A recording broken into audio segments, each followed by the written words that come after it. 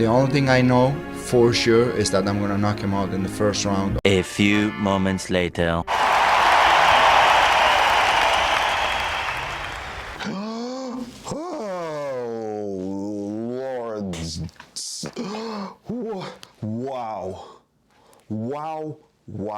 Wow. First things first, Ilia Topuria is going to destroy Paddy Pimblett if that fight ever happens. Destroy. Islam Makachev, we need you back in the lightweight division. Or Ilia Topuria should go up to welterweight. Let's see that fight. We need that fight to happen now. Let's talk about it.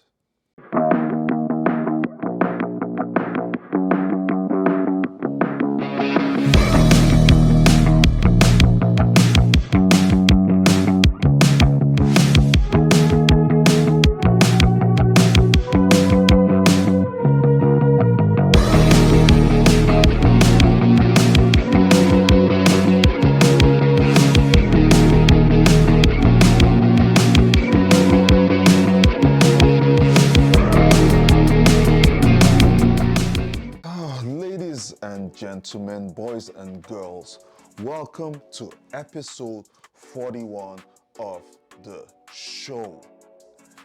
Guys, I have just come off watching UFC 317, Ilia Topuria versus Charles Oliveira. That had to be said in their full names. I couldn't just say Topuria versus Oliveira because that card was so awesome.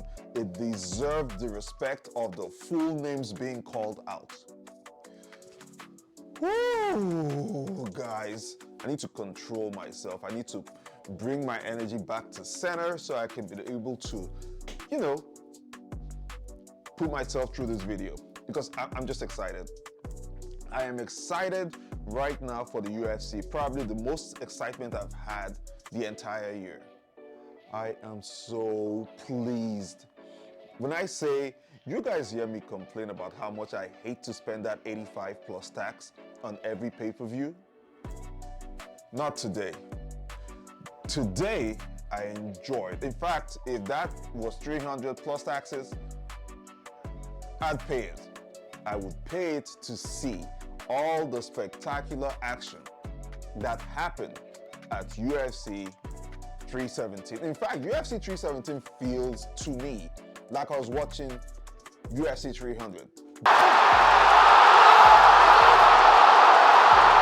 That level of excitement, that level of spectacular display of mixed martial arts. Speaking of spectacular, I just want you guys to know before I start off on this episode, I want you guys to know that before the fight between Charles Oliveira and Ilia Topuria, I put out a tweet. I don't know what it was, guys. In my bones, I felt it. I felt like something spectacular was going to happen when Ilia and Charles step into the octagon and the doors are closed. I felt it. I don't know what it was. I don't know where it came from. I don't even know why I felt it, but I felt it in my bones. And I put out this tweet. I put out this tweet specifically just before Charles Oliveira came out. Does somebody want to call me Mystic TDC? No. Anyway, let's get into it. UFC 317 was spectacular. I already said that before, but I want to focus on particular matches that really just got my loins boiling. The first would be Jack Hermanson versus Gregory Rodriguez, aka Robocop. I'm also going to talk about Pantoja versus Kai Kara France. After that, I'm going to jump into Joshua Van versus Brandon Royval. It's really great. That was a spectacular fight. Then I'm going to really go out on Ilia Topuria versus Charles Oliveira and the ripple effect it has across across three divisions: the featherweight division, the lightweight division, and the welterweight division. I am going to talk about all this. Now, as an honorable mention, Tracy Cortez was also on the card. You know, she won her fight. I don't really care much about Tracy Cortez. She fights once a year, give or take, due to injuries or whatever, beauty contest, whatever. I don't care. Last I remember about Tracy Cortez was when she was being sent that straight right by Tug Rose Namajunas and her eyelashes flew off. So yeah, Tracy Cortez dated Brian, what's his name? Brian T-City Ortega. That's all I care about Tracy Cortez. Okay, Tracy, you've had enough time on this channel. Just go to the side. Jacoby had a great fight as well. Terrence McKinney as well. Also a very great fight. Guys, there were a lot of great fights on that card. I just want to dig into the ones that really, really gave me the holy crap moment. I repeat, the holy crap moment. Because that's what we pay for, right? All right. Now, Hermanson versus Gregory Rodriguez, aka Robocop. I haven't seen Jack Hermanson in a fight for a little bit of a while, but Hermanson was one of those guys about 6 to 4 years ago, was a real contender in the 185 division. He has a few great fights, some very, very good finishes. And then somewhere along the line, he fell off. I can't remember who it was he fought off the top of my head. But I think after that fight, Hermanson has, his presence in that division has just been sort of floating around the top 15. I don't even know if he's ranked now, if I'm being honest. I have no idea. I couldn't be bothered to look into whether or not he's ranked, but I do know the name, and I do know Jack, and I like Jack, I always felt like Jack was the Alexander Gustafsson of the 185 division, but his couple of runs have not been, spectacular. But then you throw him in there with Robocop, aka Gregory Rodriguez. To be fair, it was a good matchup. It was a good style. Rodriguez, aka Robocop. Bruh, did you guys see how huge he was? Did you guys see how swollen Gregory Rodriguez was at 185? Bruh, I'm pretty sure Rodriguez probably weighed over 200 in that fight. He looked like a light heavyweight going up against Jack Hermanson. And even though Hermanson was the first person to deliver some damages on Rodriguez in that fight, because you guys noticed, when the fight happened, I sort of saw some specks of, blood on Robocop's forehead. His forehead, somewhere around his face, and I'm like, wait, was that Jack? Was Jack injured? Did they have a clash of heads? What happened? I missed the shot, if I'm being honest. I just saw blood flowing out, and I'm like, oh, okay, what's going on there? It turns out Robocop was injured, and I'm like, oh, Jack might be back. Jack might be back doing Jack things. Then suddenly, out of nowhere, I'm talking Robocop landed a flush left on Jack Hermanson's face. And baby, when I tell you, the moment that landed, Jack Hermanson was out. He was out before he dropped to the floor. And then when he dropped to the floor, guess what happened? He was out cold. And honestly, I thought Herb Dean, the referee, was gonna quickly jump in and stop the fight. But Herb Dean didn't make it quick enough to Robocop, and Robocop followed up with about 1 or 2 hammer fists when Jack was out, by the way. Jack was completely like he was gone. He was gone. And of course, you know, the usual, there's a lot of backlash. In fact, the backlash started from the broadcasting booths. John Anik, Daniel Cormier, Joe Rogan. They sort of suggested that Herb Dean didn't make it there in time, but the truth of the matter is, Herb Dean tried to make it there in time. He tried, he really did. Unfortunately, he wasn't in a close enough distance and probably didn't have a quick enough pace to make it to Robocop, to stop Robocop before Robocop delivered those 2 hammer fists. Don't blame Herb Dean, bro. Guys, Herb Dean is, you know, he's up there. He's up there. Herb Dean has been doing this for a while. I just want to check Herb Dean's age real quick. Herb Dean's age. There you go. Guys, Herb Dean is 54. Herb Dean is 54 years old.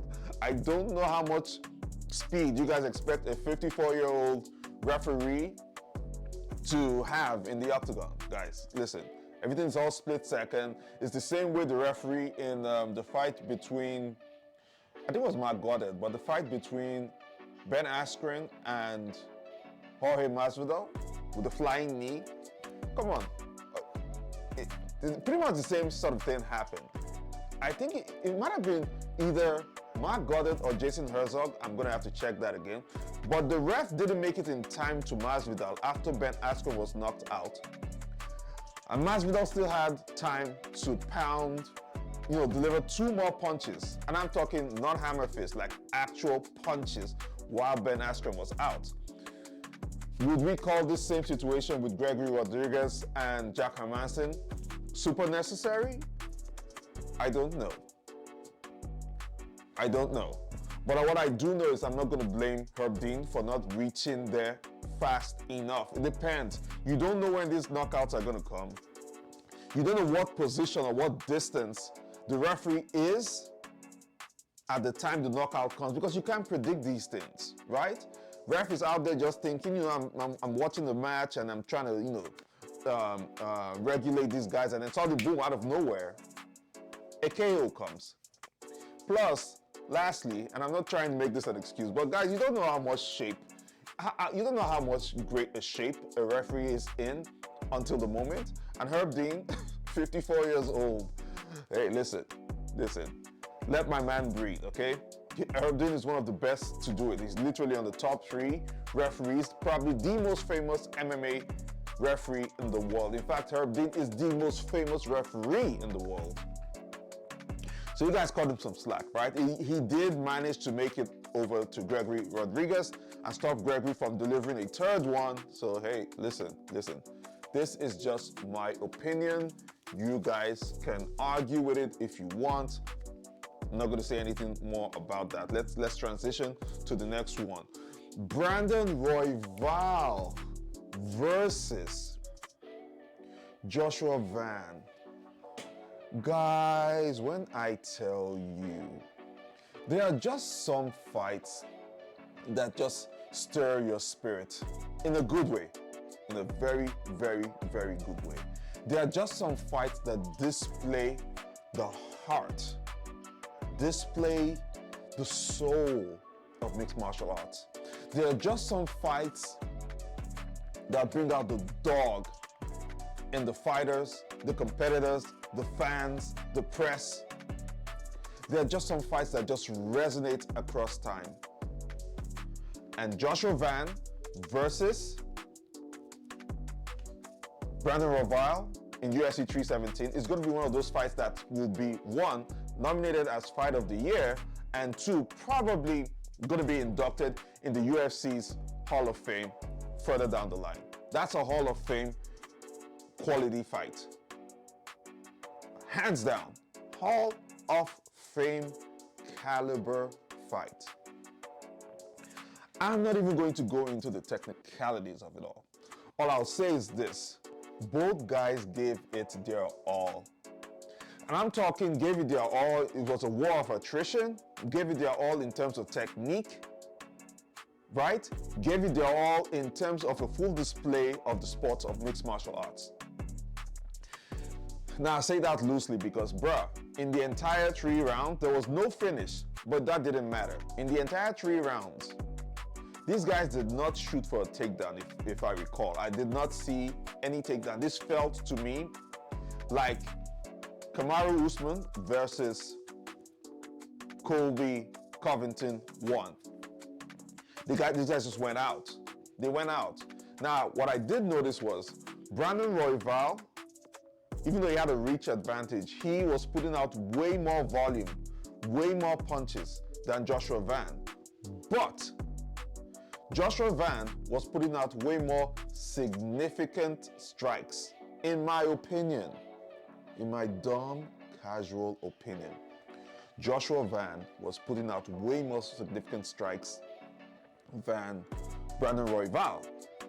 I mean, every time Royval got touched properly by Van, you could tell the impact was there. You could tell from Brandon Royval's reactions. And even though, when Royval gets hit, he immediately, instinctively wants to return the fire. And every time he tried to do that, guess what? He put himself in a position to receive more from Joshua Van. So I don't know if that was a good strategy, but damn, it was very entertaining. I didn't care about strategy. I threw strategy out the window while I was watching that. At some point, guys, I got on the edge of my seat. It's been a while. Let's just put it that way. It's been a while. I was on the edge of my seat watching a fight and rooting for all of them. Everybody, don't care who won that fight. I would have been very happy with the results. But it was obvious to me, in my personal opinion, that Joshua Van won that fight by 3 rounds. He won all 3 rounds. It wasn't even really close. It wasn't really close. I think if anything, the judges got this one perfectly. Perfectly. And guys, did you see the pace? Listen, while I was watching it, I was thinking about the flyweight division. Fly and bantamweight. When you talk about pushing a pace, go back and watch Cody Garbrandt versus what's his name? Dominic Cruz. Go back and watch Dominic Cruz versus Demetrius Mighty Mouse Johnson. Feel free to watch Mighty Mouse Johnson versus Henry Cejudo and Demetrius Johnson versus Ray Borg. When you watch these fights, you will see the kind of pace these guys put in. And I'm talking bantamweight and strawweight. They are super fast and they push it. It's nothing sluggish about those divisions. And when I tell you about cardio and endurance, those are the divisions that have it. Not the heavyweight division or any other division, really, in my personal opinion. Pushing that kind of pace for 15 minutes, guys, listen, I do 50 push-ups and I'm gassed out completely because I'm lazy and I'm not fit. But, it is what it is. I am not a fighter, so I don't have that obligation, spare me, right? But it was a crazy pace. And Joshua Van, came out victorious. And I'm very happy for him because Joshua Van now, he requested in his post-fight interview that he wanted to sit ringside and have a face-off with the winner of Pantoja versus Kai Kara-France. Because as you guys may know or may not know, but I'm still gonna say it anyway, Brandon Royval versus Joshua Van was the #1 contenders fight for Alexander Pantoja's next opponent. That's the #1 contenders fight for the 125 division. So it was good to have Joshua Van in the crowd, ready and waiting. He deserved it. Let's be real. He deserved it. That was a good fight. Round of applause. I just kept clapping the whole time. I'm like, wow, these guys have demonstrated what I love about this sport. Why I'm so passionate about this sport. It's for little things like that. And not exactly fantastically big names or superstars, but I can tell you something. Both stocks went up. That's what I like to see. And on that note, I'm going to actually transition to Alexander Pantoja versus Kai Kara-France. Oh, guys, when you see Pantoja fight, I think I remember the first time Pantoja won the belt, he was saying something about wanting to fight Demetrius Johnson. I wasn't really feeling it at the time. I was like, why? Demetrius Johnson is retired. Demetrius Johnson will probably kick your ass in his prime. But now, seeing the way Pantoja has taken out every opponent since he became the champion at 125, bro, how can you not want to see Alejandro Pantoja versus Demetrius Mighty Mouse Johnson? I would have loved to see that. That's just one of those fights where the MMA gods, they never aligned these two guys to cross paths. They just never. They were from different times. And I understand that Pantoja has been in the UFC for quite a bit. But, you know, considering when Demetrius Johnson was traded to ONE FC for Ben Askren, Pantoja wasn't in a position to make those kinds of demands in the UFC. And by then, you know, by now, Demetrius Johnson has gone off to ONE FC and did all the amazing things over there. And Pantoja has risen through the ranks at 125, eventually becoming the champion and completely destroying any opposition thus far, including Asakura from Rising FC. There's really nobody for him to fight. And then, you know, we have a rematch with Pantoja versus Kai Kara-France, and a rematch that was 8 years in the making. You'll be like, you know what? I'm here for it. Let's watch it. Let's see what really happens. What really happened? Kai Kara-France just got tenderized. He got obliterated. He got destroyed. He got sent to the gulags. I'll just say it how it is. So there's also something I thought about that I need to emphasize in this video.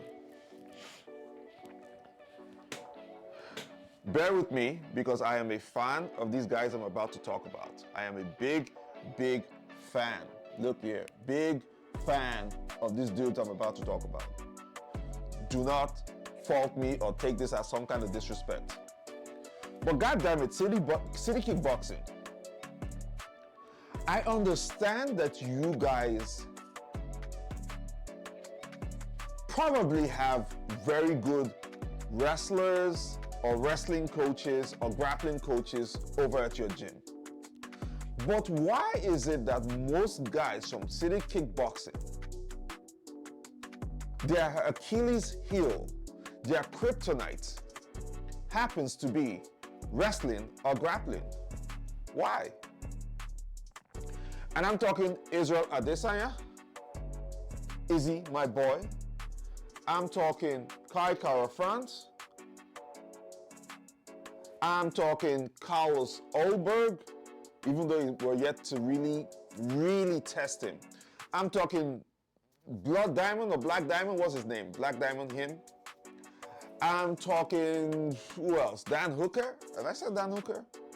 Listen, the entire squad is city kickboxing. The only guy from that who's affiliated to city kickboxing that I can say his grappling and wrestling stacks up against other people in the UFC might be Alexander Volkanovski. He's the only one who strikes very well and can grapple very well. He's the only affiliate of city kickboxing, of that gym, all the way over there in Australia, New Zealand.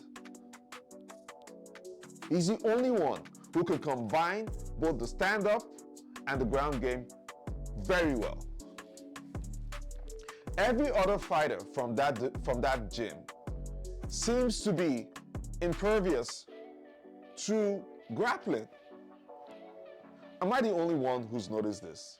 Every other fighter, from Kai Kara France, again, it's not really their strong suit. So at this point, this is what we're going to do. At this point, this is my recommendation for the city kickboxing guys. It is this. If you want your son high-level wrestling, send him 2-3 years Dagestan and forget. Yes, that's exactly it. Send them 2-3 years Dagestan and forget. Send them to Dagestan. Send them to Dagestan. Dagestan isn't too far off. It's not so far from what's it called? Dagestan isn't too far off from New Zealand. Send them to Dagestan. Let them stay there for about 2-3 years and just really focus on their wrestling. Because if you've got to make the name that you guys want to make in the UFC, you've got to be well-rounded. And I'm sorry, like, they're not just well-rounded in that aspect of the game, which is so weird. It's weird that Israel Adesanya could have gone on that kind of run without really being top-tier level grappler, right? It's crazy. Now, don't get me wrong. They've done great things. They've done absolutely spectacular stuff. That gym put themselves on the map since 2016. Solid. It's almost 10 years now. City Kickboxing comes out with elite fighters. Hands down. Don't tell me anything about, don't tell me anything to the contrary. I don't care. At this point, you cannot convince me otherwise. The numbers speak for themselves. They're entertaining. They're very good strikers. And we always want to tune in whenever anybody from City Kickboxing is fighting. But I've got to emphasize on the kryptonites. I have to emphasize that. Because back to Pantoja and Kai Kara France. And the tie-in between, the grappling or lack thereof in that gym. Pantoja just went in. He tried several times, locked in the triangles, right? Across Kai Kara France's torso. Squeezed him hard, mounted his back, got his back several times, even before the first round was over. And then went in the second round, same position. Kai pretty much didn't have anything. He had nothing to help him get out of those scrambles. And eventually Pantoja hooked in, got the hand under the chin, put in the lock, squeezed tight. You could see Kai's face, guys. Kai Kara France's face said it all when Pantoja was squeezing. And it was a wrap. The moment he got in, I was like, oh man, it's a wrap. It's a wrap. And I don't know that Kai Kara France is going to come back or have any other run. I think this was like his, second or third title attempt. He's probably just not championship caliber. He might be, maybe just because the champions in his divisions have been beasts. It's possible. But at this point, with this many attempts at the belt and falling short, I could argue that he's not championship caliber. Great fighter, don't get me wrong, great human being. It's just what it is. And for those of you, as a side note, for those of you who are talking about Kai Kara France's, the whole thing he does with the tongue and raising the head, guys, the faces that some of you call cringe, I have to say, listen, who the hell are you to say what is cringe or not? It's a cultural thing. From where he's from, that's part of his culture. For those of you who say it's cringe, I could argue that there's some parts of your culture that I consider cringe. I'm not going to say it on YouTube, of course, but you guys understand what I'm saying. There's parts of your culture I may consider cringe. To some people, it's entertainment. To others, it might be cringe. WWE, people consider cringe, all that trash talking. Some people find it entertaining. That's why that business has been around for decades. Henry Cejudo, people call Triple C cringe. I find Triple C very entertaining.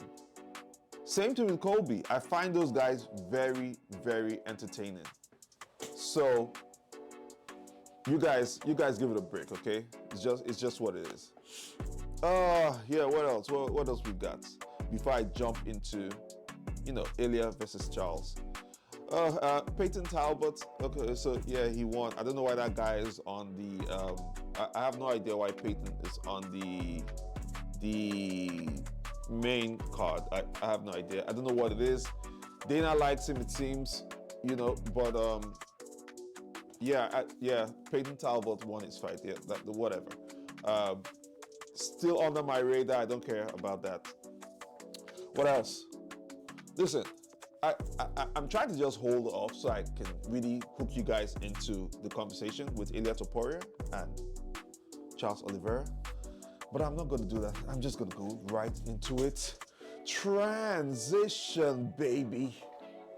Transition.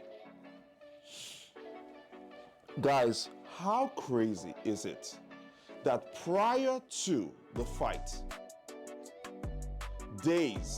fight week, prior to, Ilia Topuria stayed calm, predicted to the T that he was going to knock out Charles Oliveira in the very first round. And he was so confident about this statement that he started celebrating. I've never seen that happen. He started celebrating before fight day. There's a video out there of Ilia Topuria out to dinner with his wife and family, and he was doing the celebration before the fight even happened. That level of confidence is crazy, and that level of predictability we probably haven't seen since Mystic Mac had his run of greatness. Speaking of greatness, guys, I don't think at this point anybody should doubt Ilia Topuria. I really don't. Alexander Volkanovski is arguably the greatest featherweight to do it. Arguably.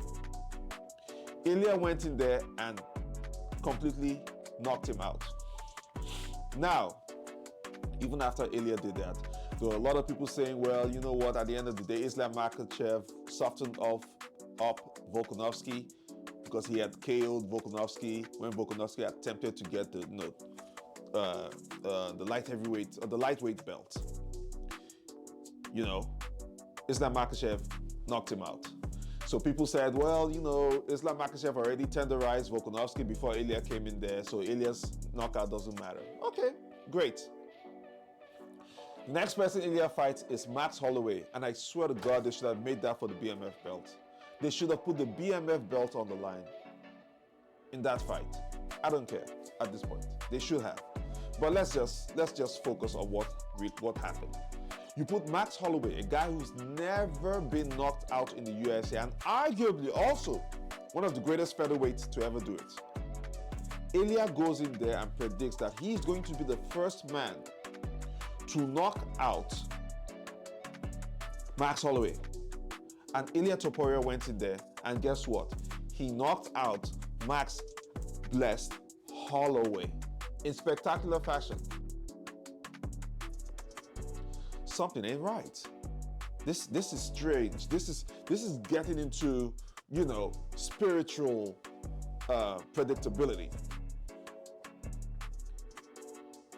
Now, a lot of people argue that, Max had gone up to Max had gone up to lightweight, and then they dropped back down to 145. Might have been strainers on his body, and that's why Ilia knocked him out. Guys, come on now. I know I'm a dumb casual, but sometimes I've heard some of the dumbest excuses we casuals make when it comes to fights. Some of the dumbest excuses we make. It's on us. For real. Right? What are you guys saying? Now, Ilia Topuria decides, listen, I don't want to be at 145 anymore. I've decided to go up one division to fight the champion, who's a great in that division, Islam Makachev. Islam decides, yeah, I have other plans. I want to go and, get the welterweight belt. If Jack Della Maddalena wins Belal Muhammad. And Islam vacates the lightweight division championship belt, moves up to 170. Ilia comes into the 155 division, and then we hear all sorts of things like, well, he doesn't deserve to fight Islam Makachev.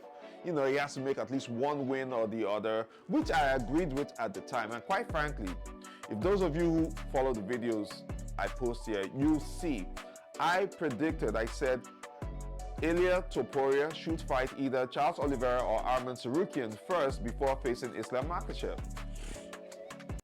And I've said, I suggested Ilia Topuria should fight Charles Oliveira, or he can fight Arman Sarukian. Arman is looking for a fight. I said it. And this wasn't the case of Arman versus Charles first before we see another contender. Those guys are fought already, but I really think Ilia coming up to 155, having been an undefeated 145 champion, he should fight one fight. And Charles Oliveira was the right person for the fight. Charles was a bigger guy, a grappling specialist. Charles usually, Charles has had a good run, very highly respected. He moves the needle. And he was a former champ that actually wasn't defeated. His belt was stripped. That's another conversation for another day, because I really think they did Charles dirty by stripping him for the belt because of that whole weight cut issue. He still went out to win the fight after he was stripped of the belt. But I thought they did him dirty. And he's been on a run to get that belt back. So he's a perfect candidate for Ilia Topuria to have come up to fight. Then Ilia gets there and says, I am so confident I'm going to knock Charles out in the first round, guys. Do you know how crazy that sounds? When Charles Oliveira has faced people like Michael Chandler, tough puncher, and Michael Chandler did not KO Charles Oliveira. He actually went on to lose to Charles Oliveira twice. Charles Oliveira has faced Justin Gaethje. Guys, Justin Gaethje, arguably the most violent man in the 155 division. And Justin Gaethje did not knock out Charles Oliveira. In fact, he went on to lose also to Charles Oliveira. So if it's about receiving punches from power punchers, Charles Oliveira has a good resume in that department. He has received the punches of some of the hardest hitters at 145 and still made it through and actually defeated them. So what made Ilia Topuria so confident that he's going to go in there and finish Charles in the first round? I thought it was crazy. I thought he was trying to hype up the fight. I was like, yeah. I respect Ilia. You guys remember, I actually didn't like Ilia Topuria. But at some point after he knocked out Max Holloway, I was like, you know what? I may not like him, but I respect him. And I've gone on over the years, over time, to actually like him. I don't boo Ilia. I like him and I respect him as a fighter. And just as a family man too. Because I think I remember seeing one of the UFC countdowns. I think it was the one for, UFC countdown where he fought Max Holloway for the BMF title. Max Holloway for the belt. There was a clip there with Ilia and his wife and his child and his, I think his wife was pregnant at the time. I'm not sure, can't remember. But there was a moment I saw Ilia in his family life. And there's just something about that resonated very well with me, and I liked him. He carries himself very well outside the octagon.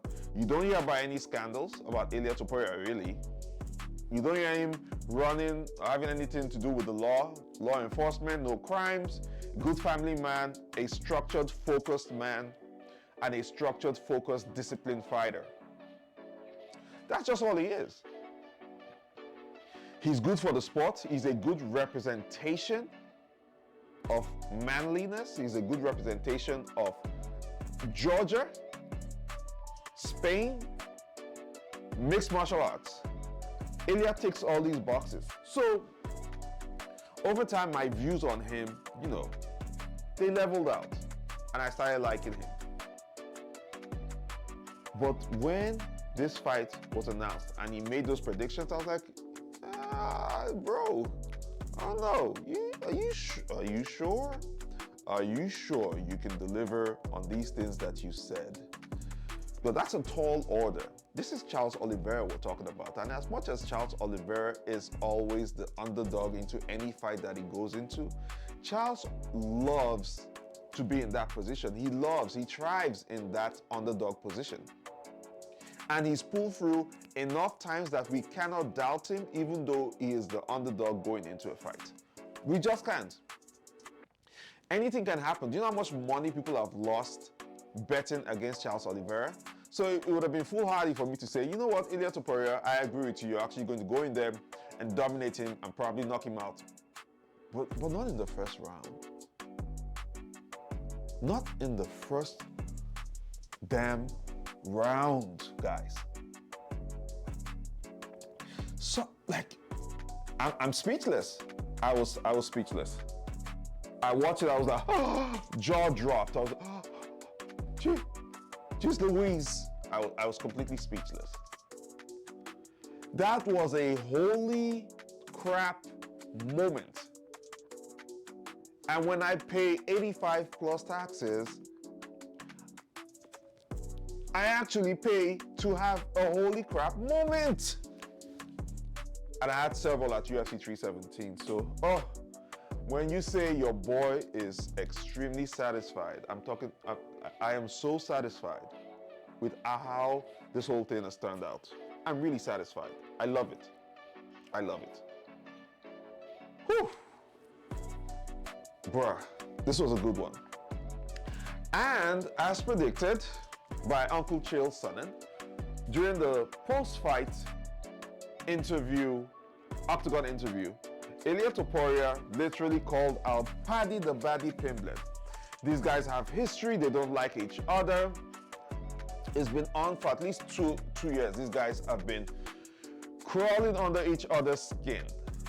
Paddy, in my personal opinion, does not deserve a title shot just yet. I think Paddy should fight one more person, doesn't matter who. I don't care if it's Justin Gaethje, Hermanson, Charles Oliveira. I don't care who he fights. Quite frankly, I thought that Paddy the Baddy deserves one more fight before looking at a title shot. However, the champ, the lightweight champ, Ilia Topuria, doesn't think so.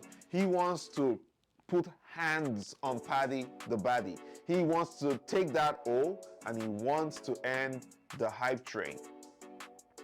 And he wants to be satisfied while he's doing it. So this is a fight, this is bad blood, guys. This is a fight with real beef. And I'm talking medium rare.